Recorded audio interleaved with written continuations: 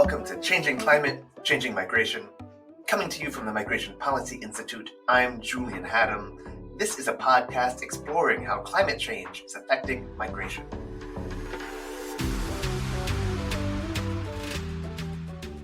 There are a lot of ways that climate change can force or encourage people to leave their homes. Fast-moving events like hurricanes and wildfires are an obvious threat.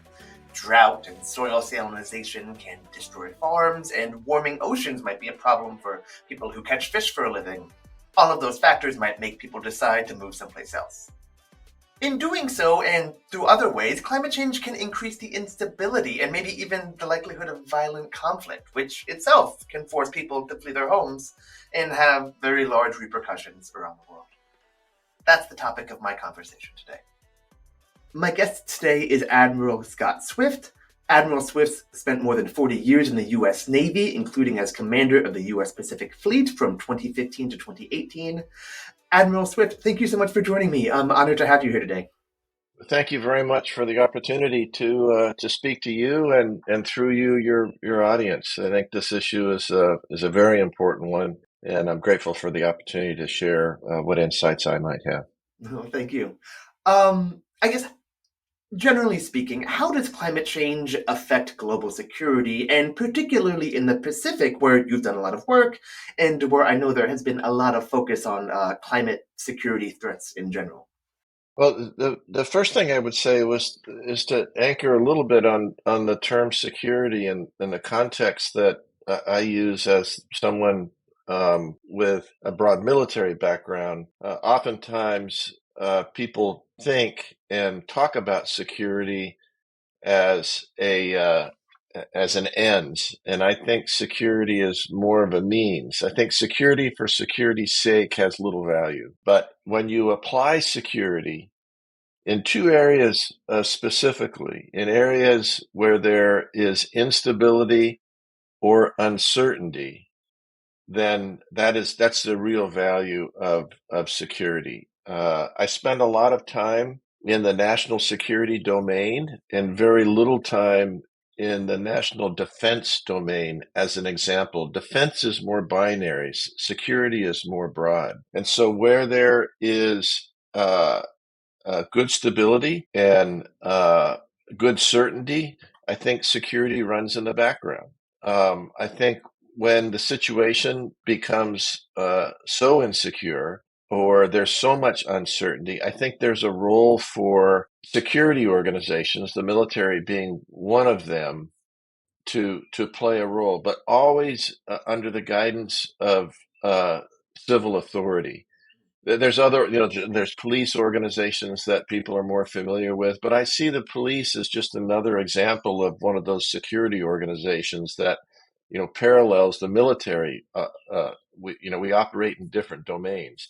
So with that as a background, I think we are at a point in the world now where the debate is diminished as to, is climate change something real that needs to be dealt with, to how is it that we deal with it? Because it is so destabilizing. It is causing so much uncertainty in everyday lives. I mean, I live in New England. I live on a river. Our property, our home is about 200 feet above the level of the river. The river is tidal, and in the area below our home, the first 100 feet is only 2 feet or so above the depth of the river. It's reasonable to assume. In fact, we're seeing flooding that we've never seen before on the lower part of our property. The house next door is right on the edge of the river. And so it has a huge economic impact. It has impact on the ability to get insurance. It has numerous impacts that people are seeing in their everyday lives that I think 10 years ago and certainly 20 years ago, people were listening to the debate, but they weren't able to personalize it. Now, I think people are personalizing this issue of climate change and whatever its impact. We talk about global warming. Global warming is measurable. I mean, this is science. I mean, you can see how the temperature has increased. So it's a very insightful question to begin the dialogue with. And I hope that some of the thoughts that I've shared have helped expand your audience thinking as to how to think about climate change and global warming and those issues that we're facing today. No, that's great. I appreciate that. That is a helpful framing. I mean, I guess I'm wondering on a bit of a broader level, are we seeing instances in where this climate related instability, climate related uncertainty is rolling downhill and kind of gathering momentum and turning into a climate related conflict? Or another way to phrase that is, will will we see a large scale quote unquote climate war in our lifetimes? Is that aid an endpoint of some of these concerns? So that's another great question. I'm glad we have 2 hours for this session to fully cover that point. Let me back into the answer to that question as well. I think one of the challenges that we face in the discourse and dialogue today is on the scale of national implications. I think the examples are fairly small. I Mm, mentioned the challenge that we have here in the community that I'm in, New sure. England. Colorado. I have some friends that live in Colorado, and I was talking about the amount of rainfall that we have received here in New England this year. Beyond anything in my memory, and they talked about the amount of snowfall, but that doesn't that they don't view that as an environmental challenge that it's Mm, creating. In fact, from a skiing perspective, you could argue that it's helping the economy sure. if it's a skiing economy. So I think that the national implications are small enough, and where I see them based on my experience is in the Pacific, and in Hmm. particular the South Pacific. So when you look at a percentage of a nation that uh, that the territory of that nation is being reduced percentage wise significantly by rising sea levels. Now you see real implications, but they're small. People have a hard time relating to it. So if you look at any one of the countries in the South Pacific, they've been in the news several times where islands, small population, less than 50, have had to move. This leads to the discussion about could climate change lead to war? Hmm. So these individuals become stateless and to some extent. Their homes are gone, their livelihood is gone. If they were fishermen, if they were farmers, that property is gone. So they get absorbed into the other islands of the state, creating crowding issues. This is climate migration, but Yeah. it's internal to a nation. If you scale that up to climate migration that's driven out of a nation completely, we see the manifestation of the implications of such migrations in migrations that are occurring because of war. We see it out of Syria with the number of immigrants that have come into Europe, for an Yeah. example, and back to the two terms I have used. It's creating uncertainty and instability in Europe, which goes at the core of governance issues within Hmm. the nations of Europe. We see it along the southern border of the United States with immigration that's occurring based on gang warfare, lack of governance within their communities. So think in the context of, and we argue about, is there a real need for those individuals to migrate, to move to the United States or to move to Europe because it's human based. The environmental argument, once it occurs, there's no arguing. These people become stateless. Hmm. And so where is it that they turn to? And those are the triggers. We see it in the South China Sea that's more in the news with some of these Yeah. claims by nations that are historical in nature. And those are leading to potential triggers for war. I invite your audience to do some research on Second Thomas Shoal in the South China Sea, this debate between the Philippines and China about who has sovereignty claims of the Second Thomas Shoal. This is an example of, to answer your question directly, of what could occur instead of being driven by historical claims. These are driven by environmental reality that these islands disappear. And now the people that called that island home based on their national affiliation now have no place to go. And it becomes very destabilizing, very much a security issue. That's great, and I'm glad you brought it back to China there. I think that you're obviously the expert, but whenever we're talking about security concerns in the Pacific, China is a bit of the elephant in the room. And I wonder, I mean, this is a bit of a tangent, but there's a diplomatic angle to this too that I want to bring in, which is it seems to me like in some ways legal migration pathways can be a sort of diplomatic bargaining chip in terms of dealing with some of these smaller countries. In regards to China. So I'm speaking particularly, there was a recent deal between Australia and the very small country of Tuvalu, which could allow a few hundred people from Tuvalu, which is beset by lots of sea level rise issues, to move to Australia, and basically in exchange, Australia gets some sort of de facto control over Tuvalu's security arrangements, which is kind of a China posturing element. Without talking about that deal in particular, or you can if you want to, I guess, does it seem possible or likely that migration avenues, migration pathways, that some sort of migration element can be in the mix as countries of the West try and firm up alliances in the Pacific and solidify their position vis-a-vis China? Does that question make sense? It does make sense. I would argue, I would be very much against, and this may be a mischaracterization of the question that you asked. I would be very much against taking advantage of conditions driven by climate change for national objectives. I don't think that's what's happening in the case of Australia. I think that what is happening with Australia and Tuvalu, my view is, based on the facts that I have, is this is what happens naturally on the global stage as nations resolve the frictions and the concerns that they have within their own national status as well as the international forum.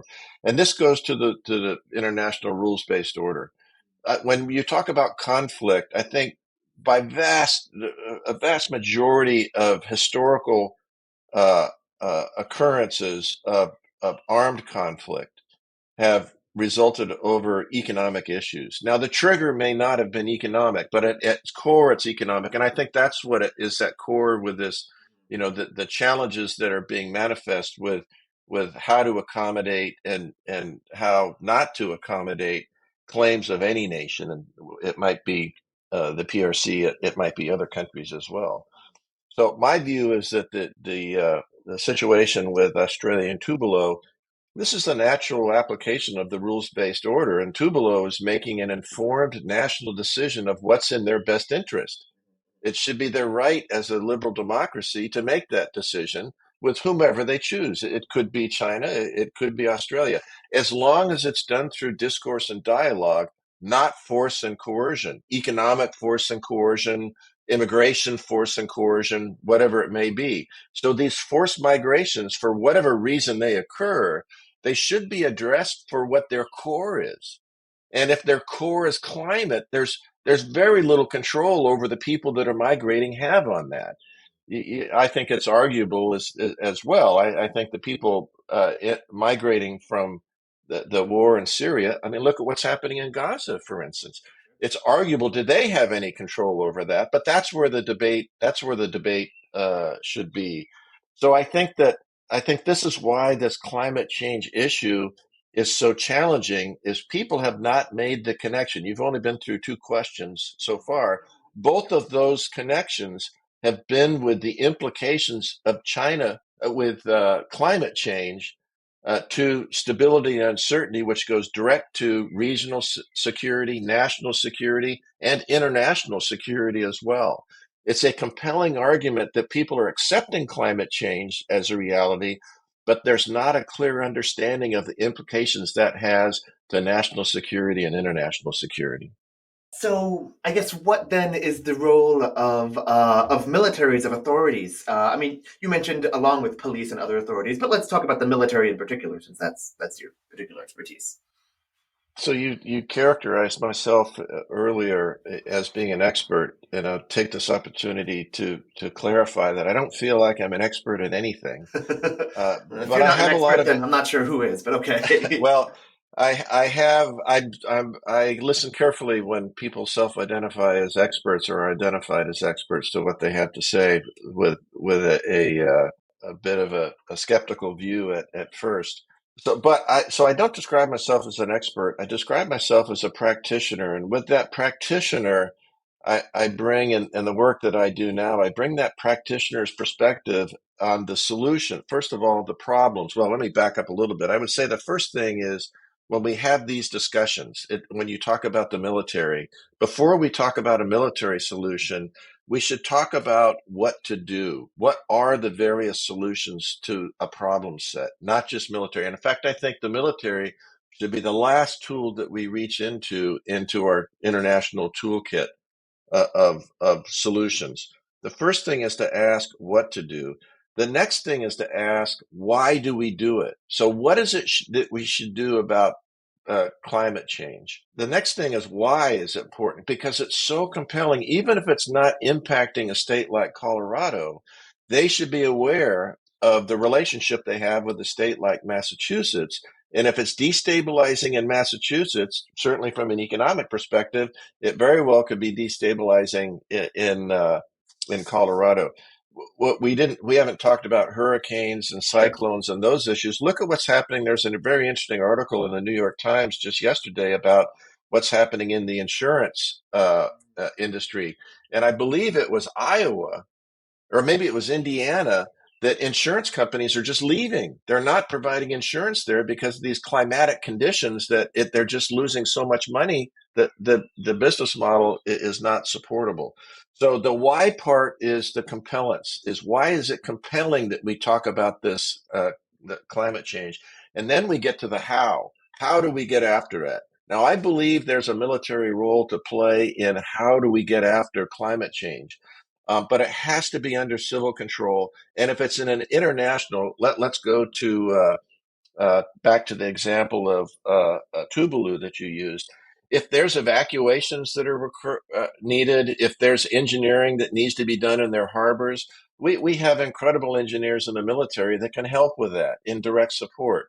If there's transportation needed to move people, the military has great capability, amphibious lift ships, airlifts, many different assets that can be used. But the leadership role has to be one of the international community, and it has to be invited by the state. And in my experience, on the U.S. perspective, the State Department should have the lead. Now, there's the EPA, there's other organizations within the U.S. government that would advise, and it may be the military that is providing the material solutions. But I'm very reluctant to have the military take a lead, especially with the potential of it being characterized as a military operation. It's not. It's a humanitarian operation. And the military participates in humanitarian operations innumerable times through any season, the cyclone season in the Pacific, but it's always done under the leadership of civilian personnel. State Department coordinating with a nation that we're serving, not with a direct military leadership role, specifically in the absence of State Department.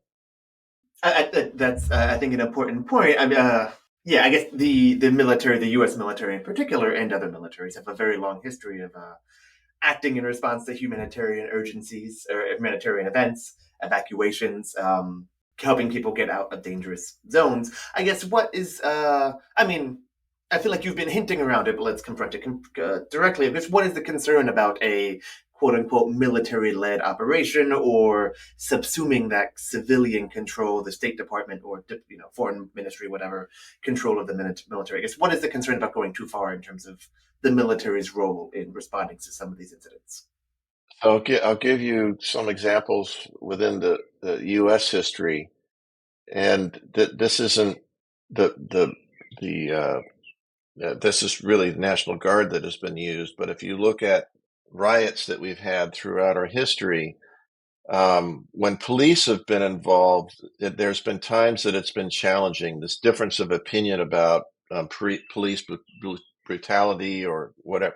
But as soon as the National Guard comes in, when the military is called in, I think it's my view is that a clear statement is being made that says there is no negotiated solution here. Diplomacy has failed. We have turned to a military solution.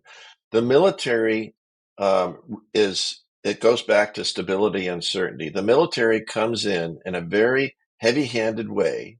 We're not diplomats by training, to reestablish security by increasing the stability and reducing the instability in a given area. So that's one point: is we need to be very careful about the use of the military from a climatic, sustaining stability, increasing the sense of certainty that is created with climatic change conditions. The other point is, if the military is involved, you're one step away from escalation, military escalation. And the second question that you ask is, what is the potential of having some kind of climatic war, or a conflict, a military conflict that's triggered by climatic change? This is the example of how it could happen. That's why we need to be so careful about applying military solutions and be very clear of what the objectives of those solutions is and who is in ultimate control of command of that operation. It has to be someone from State Department. It has to be some civilian control. We understand this as liberal democracies, and we need to be very clear about the actions that we're taking. We're almost out of time, but I've just, very briefly to sum up. Are you optimistic about where we are and where we're going? I mean, I know the military has been raising some degree of concern about climate change's potential to uh, upset certainty, upset stability for several years. How are we doing? Are things getting better, or is the future bright, or are you pessimistic?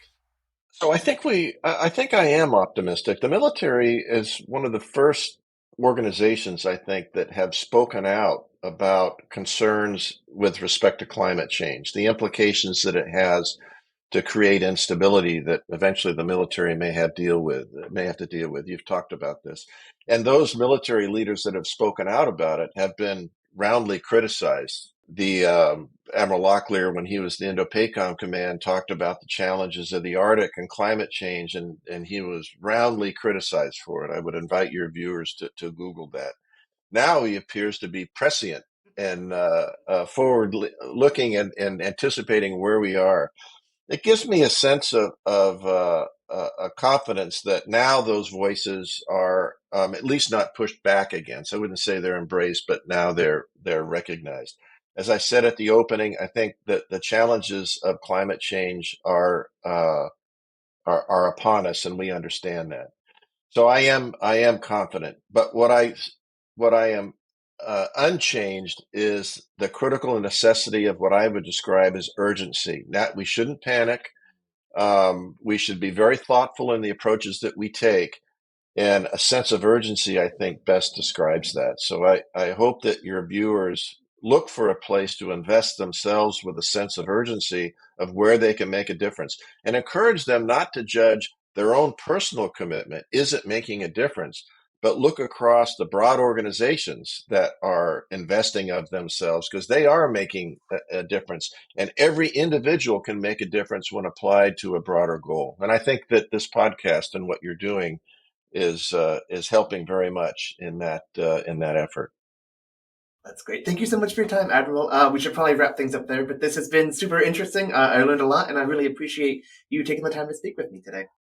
Thank you very much for the opportunity to participate. Admiral Scott Swift is the former commander of the U.S. Pacific Fleet. He retired from the U.S. Navy in 2018, and he's also the founder of the Swift Group.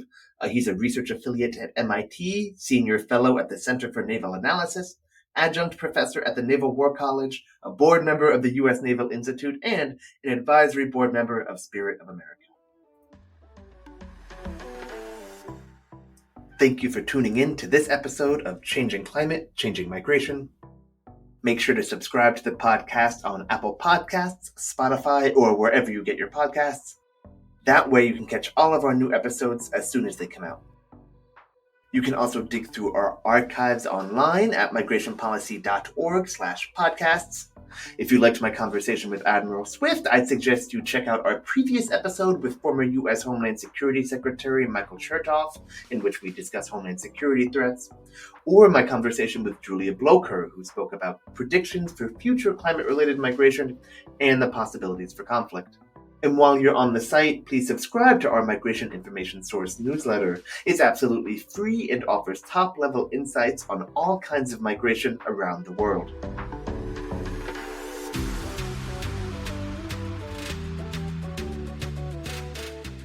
This episode of the podcast was produced by Daniela Espacio. Assistance came from Lisa Dixon, and editorial oversight was provided by Michelle Middlestat. Our theme music is Touch by Patrick Patricios. My name is Julian Haddam. Thank you for listening.